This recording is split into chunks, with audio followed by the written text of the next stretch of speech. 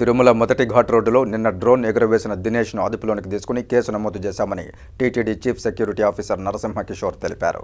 Dinesh army ఆఫీసర్గా విధులు నిర్వర్తిస్తున్నాడని, దక్షిణాది పర్యటనలో భాగంగా డ్రోన్తో పలు చోట్ల చిత్రీకరణ జరిపాడని, దినేష్ వద్ద ఉన్న డ్రోన్ స్వాధీనం చేసుకుని ఫుటేజీలను పరిశీలించామని, 3 గంటల పాటు చిత్రీకరణ జరిపినట్లు గుర్తించామన్నారు.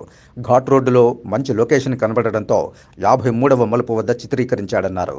తిరుమలలో డ్రోన్లు ఎగురవేయడం నిషేధం కావడంతో కేసు నమోదు చేసి డ్రోన్తో పాటు సెల్ ఫోన్లో ఉన్న ఫుటేజీని డిలీట్ చేశామన్నారు.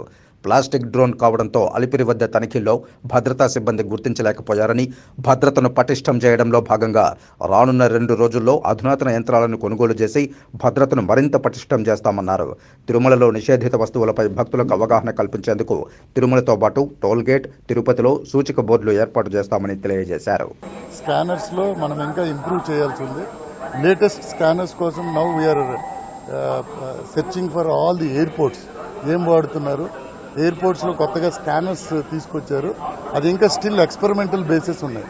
సో స్కానర్స్కి సంబంధించిన ఎన్విరాన్మెంట్ కూడా మన టోల్ ప్లాజా తీసుకెళ్తుంటే వెహికల్స్ వస్తాయి, బాగా హీట్ ఉంటుంది, లాట్ ఆఫ్ హీట్ జనరేట్ అవుతుంటుంది.